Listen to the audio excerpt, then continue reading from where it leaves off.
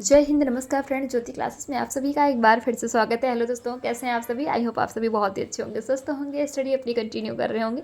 चलते हैं हमारी आज की इवनिंग की क्लास की तरफ। तो जैसा कि आप स्क्रीन पर देख पा रहे होंगे, हम आज की क्लास में करने क्या वाले हैं, पोषण यानी कि न्यूट्रिशन साइंस के बारे में हम पढ़ने वाले हैं। बट इसको स्टार्ट करने से पहले प्रीवियस क्लास में हमने क्या पढ़ा था, एक बार क्विक रिविजन के माध्यम से देख लेते। तो प्रीवियस क्लास में फ्रेंड्स हमने जस्ट स्टार्ट किया था भोजन एवं पोषण। ये हमारी बुक है आहार एवं पोषण विज्ञान की फूड एंड न्यूट्रिशन साइंस की, जो हमने आज ही स्टार्ट की। सुबह हमारी जो 9 बजे की क्लास हुई थी उसमें हमने भोजन के बारे में पढ़ा था कि भोजन आखिर है क्या।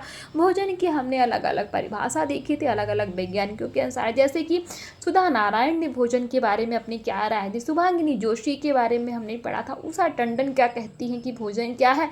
चैम्बर्स 20वीं सेंचुरी डिक्शनरी से हमने जो है भोजन की परिभाषा देखी थी। और सुमति मुदाम्बिक एवं शालिनी राव ने भोजन के बारे में क्या कहा है, और इन सभी को मिलाकर के भोजन का पूरा क्या निष्कर्ष निकलता है। तो ये सारी चीज़ें हमने भोजन है क्या और भोजन की परिभाषा के अंतर्गत पढ़ा था। तो ये हमारी प्रीवियस क्लास थी।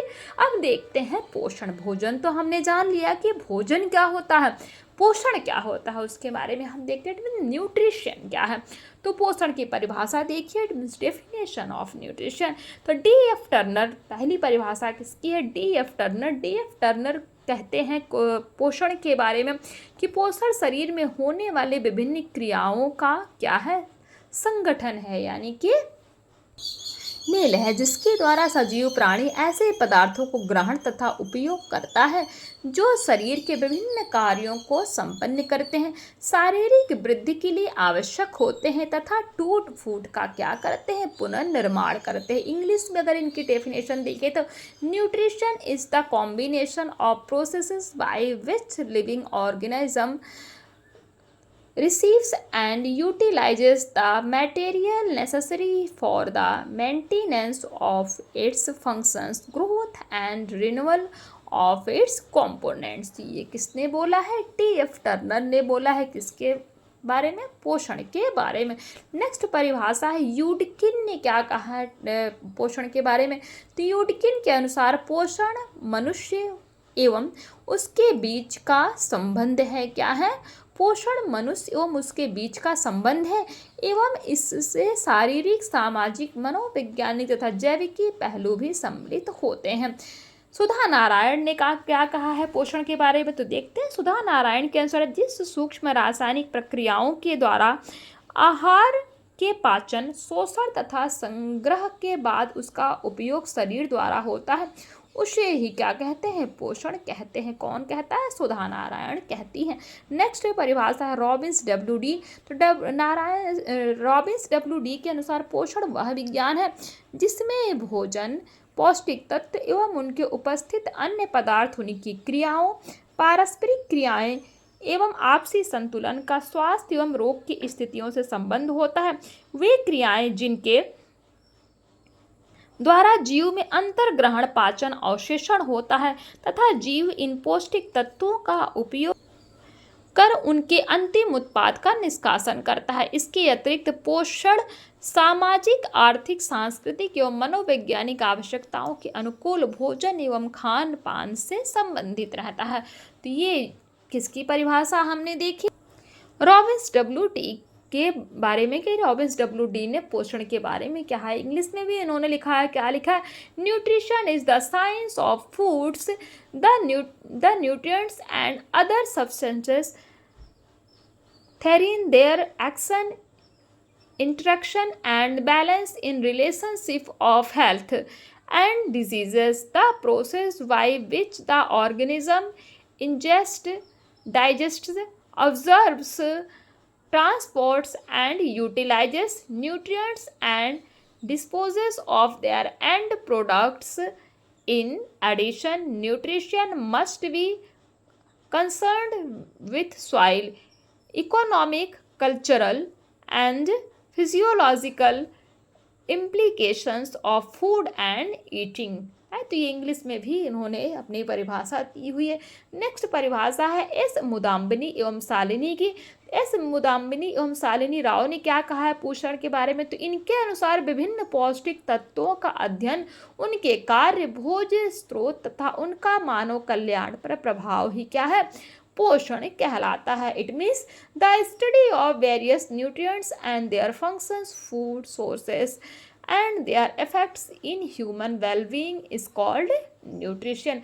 इस प्रकार उपर्युक्त परिभाषाओं से स्पष्ट होता है कि शरीर की विभिन्न जटिल रासायनिक प्रक्रियाओं को संपन्न करने के लिए भोजन में विद्यमान पौष्टिक तत्वों की आवश्यकता होती है।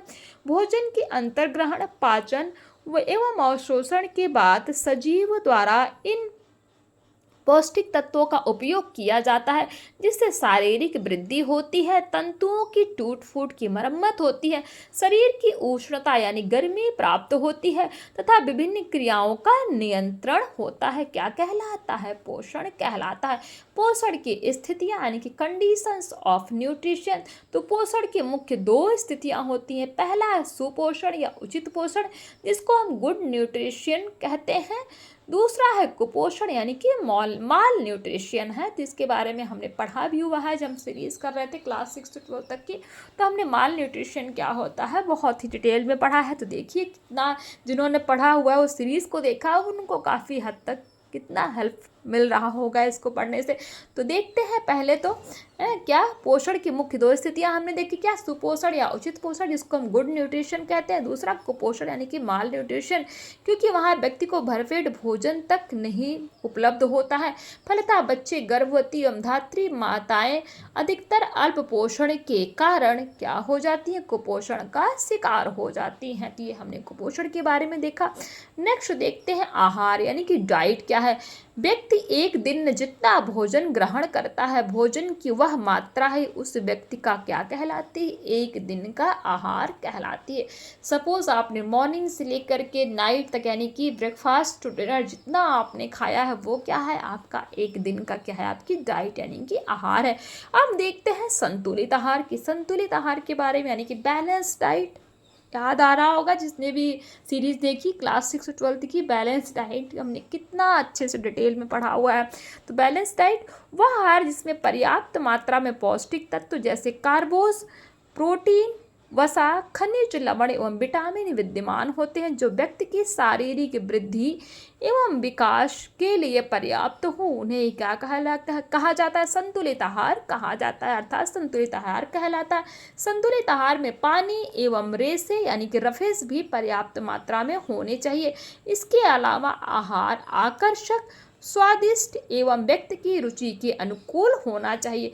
किसी एक भोज्य पदार्थ में सभी पोषक तत्व विद्यमान नहीं रहते, इसीलिए संतुलित आहार के लिए एक से अधिक भोज्य पदार्थों को एक साथ सम्मिलित करना पड़ता है, जिसमें सभी पौष्टिक तत्वों की प्राप्ति होती है। विभिन्न भोज्य पदार्थों में उपस्थित पोषक तत्व भिन्न भिन्न कार्य करते हैं। जैसे पहले कार्बोज एवं वसा का क्या काम है, ऊर्जा प्रदान करते हैं। ध्यान दीजिएगा, कार्बोज एवं वसा हमारे शरीर को क्या प्रदान करते हैं, ऊर्जा यानी कि एनर्जी प्रदान करते हैं। दूसरा प्रोटीन, प्रोटीन का क्या कार्य है, तो प्रोटीन शारीरिक वृद्धि एवं विकास करता है। शरीर के निरंतर कार्य करने से प्रतिदिन कोशिकाओं, ऊतकों, तंतुओं आदि की टूट फूट होती रहती है, अतः यह उसका निर्माण एवं मरम्मत करता है, क्या, प्रोटीन। तीसरा विटामिन, तीसरा हमारा जो संतुलित आहार क्या है, विटामिन। तो विटामिन क्या करता है, तो विटामिन विभिन्न प्रकार की जटिल रासायनिक प्रक्रियाओं में भाग लेता है तथा शरीर की समस्त क्रियाकलापों, भरण पोषण एवं वृद्धि के लिए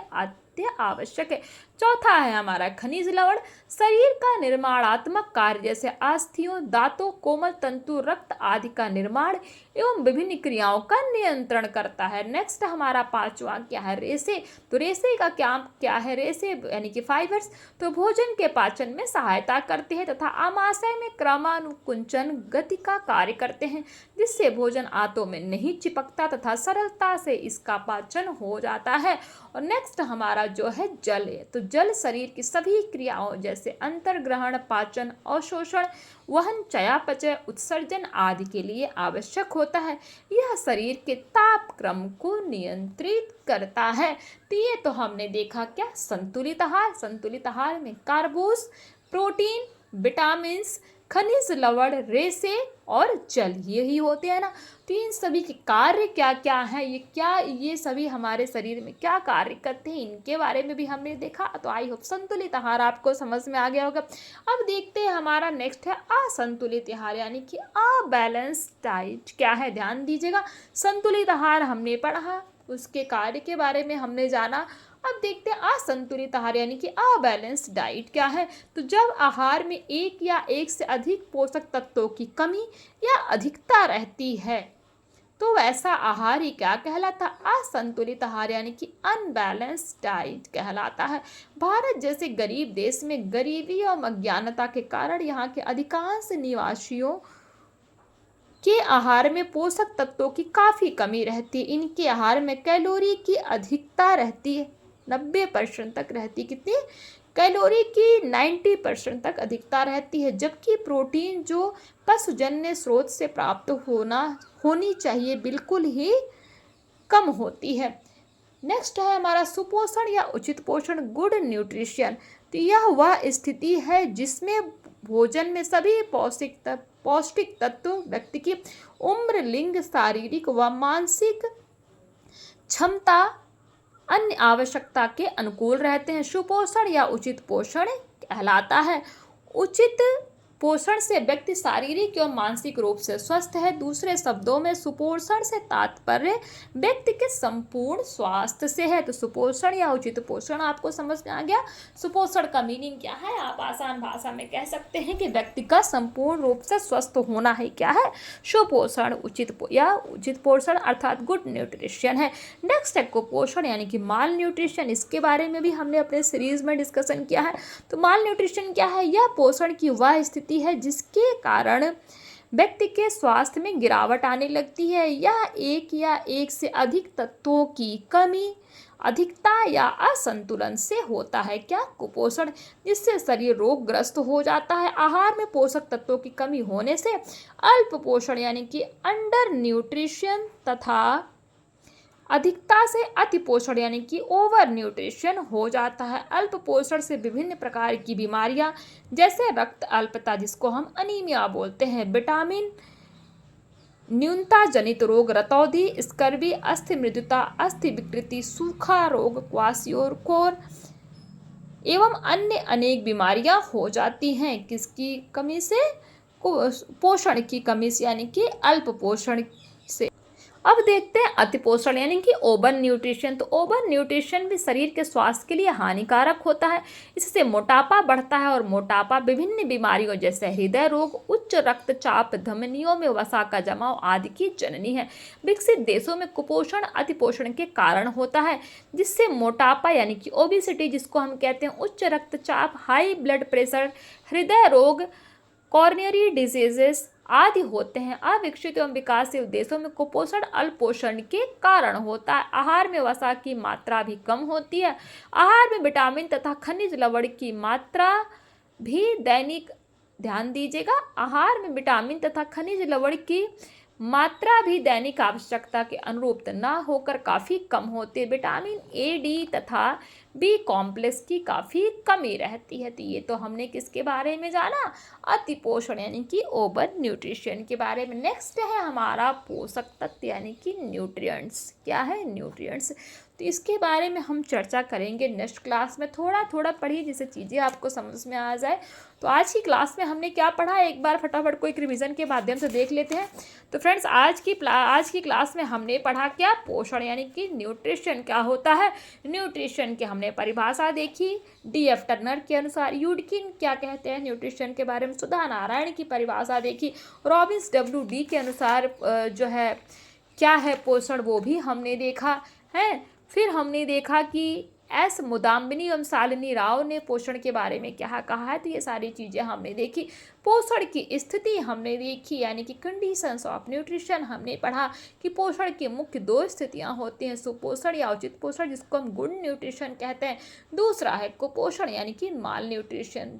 फिर हमने आहार भी पढ़ा। आहार क्या है, डाइट, जिसको हम बोलते हैं, यानी कि मॉर्निंग से लेकर के इवनिंग नाइट तक जो भी आप खाते हो, आपके पूरे एक दिन का आपका खाना जो है वो क्या है, आपका डाइट है, ये हमने पढ़ा। फिर हमने संतुलित आहार के बारे में डिस्कस किया कि संतुलित आहार अर्थात बैलेंस डाइट क्या है, इसके बारे में हमने जाना। और संतुलित आहार के अंदर जैसे हमारा कार्बोज एवं वसा होता है, प्रोटीन, विटामिन, खनिज लवण, रेशे और जलीय सारे के बारे में हमने देखे। इन्हीं से तो मिल करके हमारा जो क्या होता है, संतुलित आहार बनता है। और इन सभी का क्या कार्य है वो सभी हमने जाना। असंतुलित आहार के बारे में बैलेंस डाइट भी हमने पढ़ा।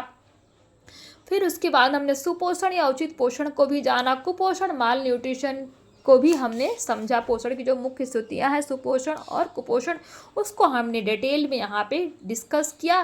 फिर हमने देखा कुपोषण में भी हमने क्या देखा, अल्प पोषण और अतिपोषण देखा। कुपोषण भी दो प्रकार का होता है, अल्प पोषण और अतिपोषण।